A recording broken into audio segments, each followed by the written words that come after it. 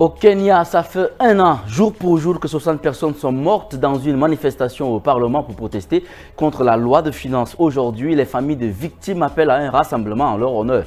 Les détails à retrouver dans ce journal. Abdallah Hamdok, l'ancien Premier ministre soudanais, vient d'achever une visite en Afrique du Sud. L'homme tente de convaincre la communauté internationale d'intervenir pour mettre fin à la guerre. Nous y reviendrons également en détail dans cette édition.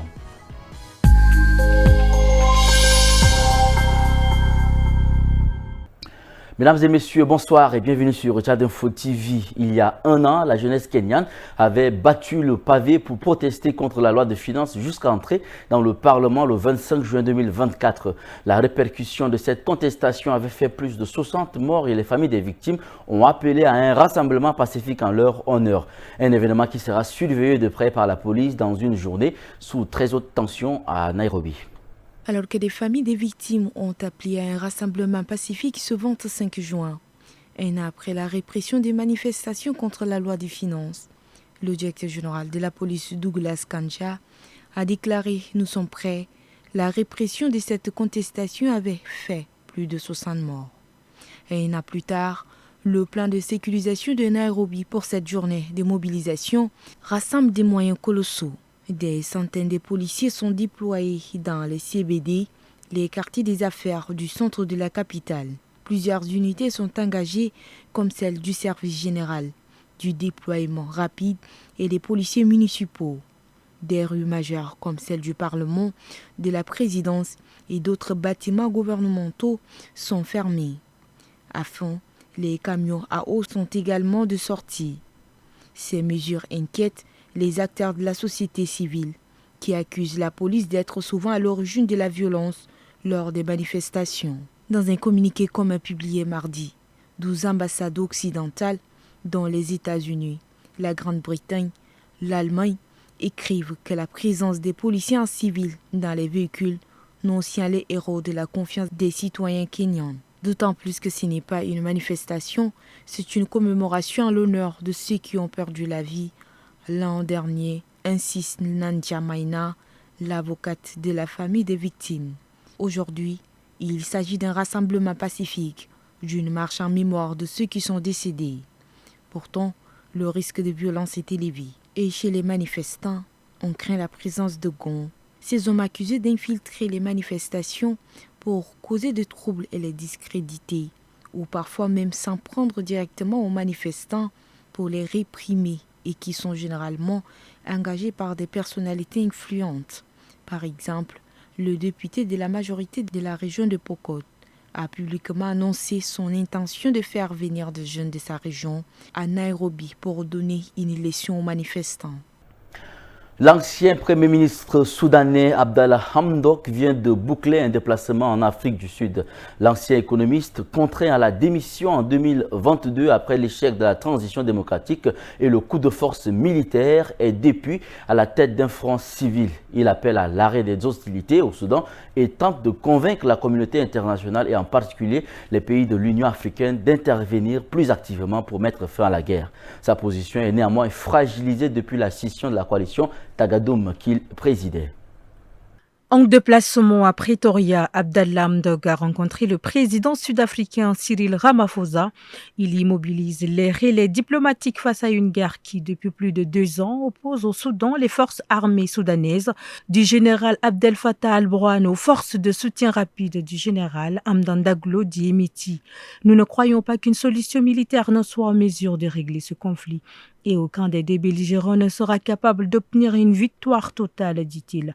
Je pense qu'on doit mettre un terme aux souffrances de notre peuple et s'engager dans un processus politique beaucoup plus crédible.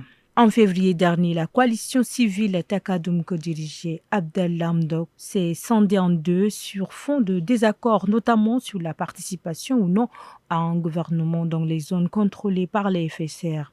Certains de nos membres du Takadoum ont commencé à envisager de former un gouvernement et nous avons eu une conversation très franche à ce propos, explique-t-il.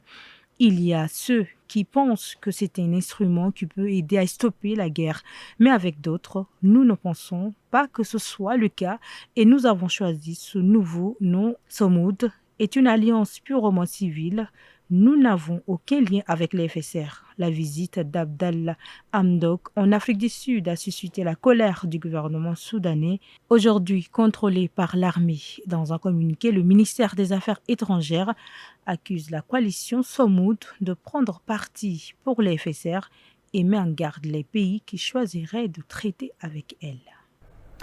Au Togo, des appels à de nouvelles mobilisations pendant 3 jours circulent actuellement sur les réseaux sociaux. Les appels à la mobilisation pour jeudi, vendredi et samedi sont cette fois encore lancés sur les réseaux sociaux par des jeunes qui protestent contre le pouvoir de Faure Gnassingbé à la tête du Togo depuis 2005. En fond rouge en guise de photo de profil, des visuels rappelant les dates des 3 jours de manifestations pacifiques prévues. Sur les réseaux sociaux, des jeunes Togolais, activistes et artistes continuent d'appeler leurs compatriotes à se rassembler cette semaine. La tension monte progressivement, estime un acteur de la société civile dont plusieurs organisations, comme différents partis d'opposition, affirment soutenir cette initiative sans toutefois participer à son organisation. Les appels à la mobilisation pour jeudi, vendredi et samedi sont cette fois encore lancés sur les réseaux sociaux par des jeunes qui protestent contre le pouvoir de Faure Gnassingbé. Et ils sont similaires à ceux partagés pour la manifestation du 6 juin dernier. Un mouvement dont le point de départ avait été le cas du rappeur Amron, arrêté chez lui, interné en hôpital psychiatrique et relâché samedi dernier. Ce jour-là, plus de 50 personnes ont été interpellées lors des premières manifestations rares au Togo ces dernières années. Selon plusieurs sources, 3 sont encore détenus. Selon certains habitants de Lomé, le dispositif sécuritaire est légèrement renforcé depuis le début de la semaine. De son côté, le gouvernement togolais a rappelé dans un communiqué publié la semaine dernière les dispositions pour organiser des manifestations ou des réunions publiques.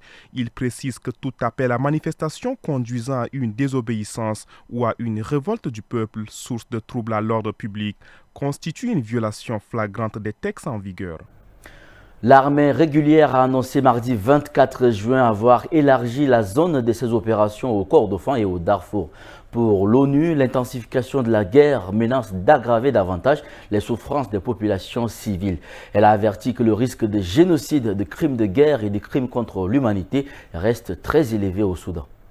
Les combats se concentrent aux alentours des villes d'El Naoud, Kouy, d'Ibaïbat au Kordofan du Nord. Des frappes aériennes ont visé à plusieurs reprises les positions des FSR autour de ces villes et sur les principales routes y menant. Les FSR se sont retirés en essayant d'éviter les frappes, affirme l'armée, ce qui lui a permis de prendre le contrôle de la route menant à El Obeid. Elle a diffusé des images pour confirmer ses affirmations. Les FSR contrôlent cependant plusieurs localités au Kordofan du Sud et de l'Ouest, en plus du triangle frontalier avec la Libye et l'Égypte. Les paramilitaires se redéploient dans ces régions à la suite des lourdes pertes subies durant les 2 dernières semaines, surtout autour de la ville de Badnoussa, après avoir essayé de l'encercler lors d'une opération nommée Volcan de la colère. Cette ville est la base du bataillon 22 de l'armée au Kordofan de l'Ouest. Le but de l'armée dans ces opérations dans les 3 États du Kordofan est de casser le siège de la ville d'El Fazer, capitale du Darfour du Nord. La situation est intenable dans les zones de combat pour la population civile prise en otage, surtout dans la ville de Dibaïba qui est passée à plusieurs reprises entre les mains de l'armée et des paramilitaires. Samedi, une frappe de drone a visé un hôtel faisant au moins 40 morts selon l'OMS. Plusieurs enfants et 5 membres de l'équipe soignante sont parmi les victimes, indiquent des sources médicales. Des ONG locales accusent l'armée d'avoir utilisé un drone. Aussi, la population civile dans la ville de Dibaïba, au Kordofan du Nord, est prise entre 2 feux. La ville est passée à plusieurs reprises d'une main à l'autre entre l'armée et les paramilitaires.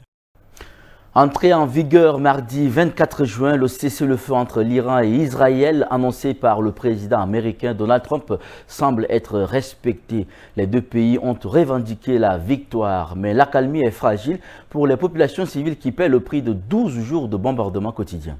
Hier mardi, le cessez-le-feu décrété par Donald Trump est entré en vigueur. Aussitôt, Iran et Israël ont chacun revendiqué la victoire. Le premier ministre israélien Benjamin Netanyahou a salué une victoire historique contre le programme nucléaire iranien, malgré la publication d'un document américain confidentiel qui sème le doute sur l'efficacité des frappes. Le président iranien a tendu la main aux États-Unis pour reprendre les discussions tout en défendant le droit de son pays à un programme nucléaire civil. Mais il refuse tout abandon de l'enrichissement d'uranium, un point de blocage majeur. Washington, de son côté, exclut toute reprise sans garantie. Ce mercredi, le Parlement iranien a voté la suspension de la coopération avec l'AIEA. Motif, l'agence n'a pas condamné les frappes contre les sites nucléaires. Par ailleurs, Téhéran a exécuté 3 personnes accusées d'espionnage pour Israël, portant à 5 le nombre de pendaisons depuis le début des hostilités. Et selon l'agence Fars, 700 personnes ont été arrêtées pour liens présumés avec les services israéliens.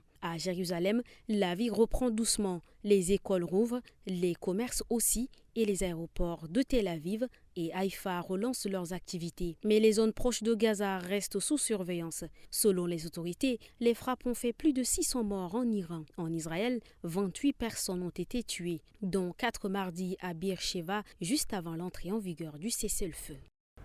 C'est la fin de cette édition. Merci pour votre attention. L'information continue sur Tchad Info TV.